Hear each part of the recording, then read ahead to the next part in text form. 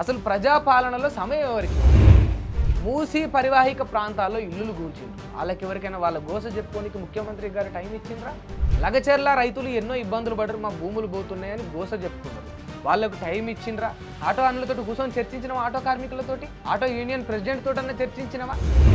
ప్రజాపాలన అని ట్యాగ్లైన్ బాగుంది. నిజంగా ఆ ట్యాగ్లైన్ జనాలందరూ ఇష్టపడే ఓట్లేసి, మరి మీరు తీసుకున్న ఆ ట్యాగ్ తగ్గట్టు పని చేస్తూ ఉన్నారా? రైట్, నమస్తే, నేను మీ సింహాద్రి. మొత్తానికి ఇక రేవంత్ రెడ్డి గారు సినీ ప్రముఖులకు, ఈ టాలీవుడ్ సినీ ప్రముఖులకు సమయాన్ని అయితే ఇచ్చిండ్రు. ఇవాళ సినీ ప్రముఖులందరూ కూడా వెళ్ళి ఇక రేవంత్ రెడ్డి గారిని కలిసి వారి వారి బాధలు చెప్పుకున్నారు. వాళ్ళ వాళ్ళ గోస అంతా కూడా వెళ్ళబుచ్చుకున్నారు. అదంతా కూడా ముఖ్యమంత్రి గారు, ఉప ముఖ్యమంత్రి బట్టి విక్రమార్క గారు కూడా విని కొన్ని సంబంధించినవి వీళ్ళు చెప్పాలనుకున్నవి చెప్పిండ్రు. వాళ్ళు చెప్పినవి కూడా విన్నారు. ఇక పరిశ్రమకు ఎప్పుడు నా తోడు ఉంటుంది, టాలీవుడ్ను నేను ఎప్పుడు కూడా ప్రోత్సహిస్తా. మా వచ్చిన ఏడాది పాలనలోనే నేను 9 జీవోలను టాలీవుడ్ కోసం పాస్ చేసిన అని చెప్పేసి ఈ ముఖ్యమంత్రి గారు ఆయన వాదనలు ఆయన చెప్పుకొని వాళ్ళు చెప్పినవి కూడా విని సహకరిస్తా అని చెప్పిండ్రు. డ్రగ్స్ విషయంలో కావచ్చు, ఇంకో విషయంలో కావచ్చు, ఈ రాష్ట్రాన్ని సస్యశ్యామలంగా ఉంచడానికి మీరందరూ కూడా హీరోలు, హీరోయిన్లు, డైరెక్టర్లు అందరూ కూడా ఇక ప్రచారం చేయాలని చెప్పిండ్రు. ఇదంతా ఒక అంశం అయితే, అసలు మనందరం మాట్లాడుకోవాల్సిన అవసరం ఏంటంటే, ఇవాళ రేవంత్ రెడ్డి గారు సినీ ప్రముఖులందరికీ కూడా పర్మిషన్ ఇచ్చిండు.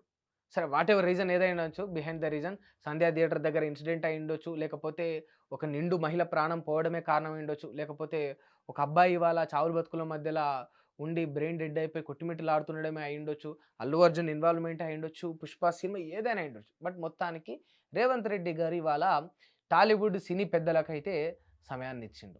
మరి టాలీవుడ్ సినీ పెద్దలు వాళ్ళ యొక్క బాధనో, గోసనో చెప్పుకోవడానికి అడిగినప్పుడు సమయం ఇచ్చిండ్రు కదా! మరి ప్రజాపాలనలో సమయం ఎవరికివ్వాలి? మనం ఓపెన్‌గా మాట్లాడుకుందాం. సరే, అందరూ ఏం డిస్కషన్ చేస్తారంటే, అసలు రేవంత్ రెడ్డి గారికి మళ్ళా టాలీవుడ్ సినీ పెద్దలకు మధ్య జరిగిన సంభాషణ ఏందనేది అందరూ మాట్లాడుతా ఉంటారు. అందరూ దానికి సంబంధించి డిస్కషన్ చేస్తా ఉంటారు గానీ, అసలు ప్రజాపాలనలో సమయం ఎవరికివ్వాలి?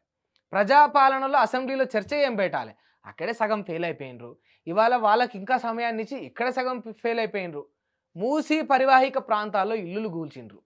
ఆళ్ళకెవరికైనా వాళ్ళ గోస చెప్పుకోనికి ముఖ్యమంత్రి గారు టైం ఇచ్చిండ్రా?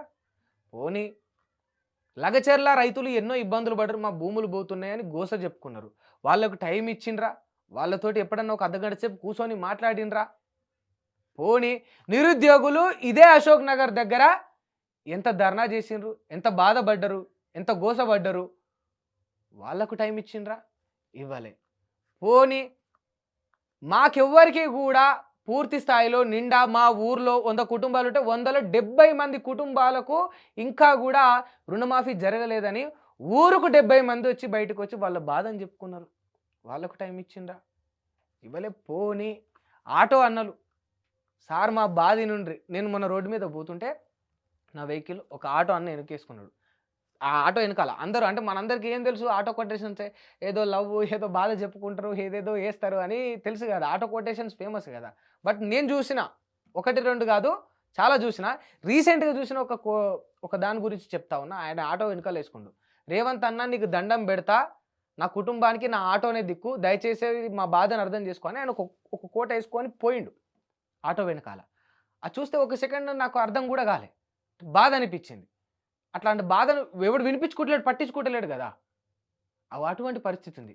ఆళ్ళకెప్పుడైనా ఒక 10 నిమిషాలు టైం ఇచ్చి ఈ యొక్క ఆటో ఆటో అన్నులతోటి కూర్చొని చర్చించినవా? ఆటో కార్మికులతోటి, ఆటో యూనియన్ ప్రెసిడెంట్ తోటన్నా చర్చించినవా? ఇక ఇట్లా పోనీ అనుకుంటే రైతులు పోతా ఉన్నారు, ఆటో కార్మికులు పోతా ఉన్నారు, నిరుద్యోగులు పోతా ఉన్నారు, లగచర్ల ఇష్యూలో ఇన్వాల్వ్ అయిన రైతులు పోతా ఉన్నారు, అందరూ పోతా ఉన్నారు. మీరు సినీ ప్రముఖులకు టైం ఇయ్యండి. అసెంబ్లీలో సినిమాలకు సంబంధించిన ఇష్యూకు తగ్గట్టు మీరు చర్చలు పెట్టండి. ఒక రాష్ట్రంలో ప్రజాపాలనకు ఉండాల్సిన అలవాట్లు, ఆనవాళ్ళు ఏంటివి? వాళ్ళకు ఉండాల్సిన చిత్తశుద్ధి ఏంటిది? ప్రజాపాలన అనే ట్యాగ్‌లైన్ బాగుంది. నిజంగా ఆ ట్యాగ్‌లైన్ జనాలందరూ ఇష్టపడే ఓట్లేసిండ్రు. మరి మీరు తీసుకున్న ఆ ట్యాగ్‌కి తగ్గట్టు పని చేస్తా ఉన్నారా? అని మీరు ఆలోచించుకోండి. ప్రజాపాలన అని పెడితే సరిపోదు గదా! దానికి తగ్గట్టు పని కూడా చేయాలి. ప్రతిరోజు ముఖ్యమంత్రి గారు సామాన్యులను కలుస్తా అన్నాడు. ముఖ్యమంత్రికి సామాన్యులను కలవడం ఇంపాసిబుల్. సరే, అవ్వలేదు. వీక్లీ వన్స్ కలుస్తా అన్నాడు. అవ్వలేదు. నెలకొక్కసారి నేను ఒక్కొక్క ఉమ్మడి జిల్లాకు పోయి నేనే వాళ్ళ జిల్లాలలో సమస్యలు తెలుసుకుంటా అన్నాడు. అది అవ్వలేదు. మీతోటి ఏది అవ్వలేదు. బట్ సమస్య వచ్చినప్పుడన్నా వాళ్ళకి సమయం ఇవ్వాలి కదా! నిరుద్యోగులకు ఇవ్వాలా, రైతులకు ఇవ్వాలా, ఇవన్నీ బోని. ఇవన్నీ వదిలేద్దాం. అసలు ముఖ్యమంత్రి గారు రేవంత్ రెడ్డి గారు ఎత్తుకున్న పెద్ద నినాదం ఏంది? గుచ్చి గుచ్చి గుచ్చి గుచ్చి గుచ్చి గుచ్చి గుచ్చి నాటి ప్రభుత్వాన్ని తిట్టింది ఏ విషయంలో? అమరవీరులను ఇవాళ పొట్టన పెట్టుకున్నాడు. వాళ్ళ త్యాగాల మీద ఈ తెలంగాణ రాష్ట్రం ఏర్పడ్డదని అన్నారు కదా! అమరవీరుల కుటుంబాలకు టైం ఇచ్చిండ్రా? వచ్చిన ఈ వితిన్ 1 ఇయర్ పీరియడ్‌లో ఎంతమంది అమరవీరుల కుటుంబాలను మీరు కలిసిండ్రు? ఎంతమంది అమరవీరుల కుటుంబాలకు మీరు ఉద్యోగాలు ఇప్పిస్తా అని హామీలు ఇచ్చిండ్రు? వీటన్నిటికి మీ దగ్గర ఆన్సర్‌లు ఉన్నాయా? ప్రజాపాలనలో ఏం జరగాలి?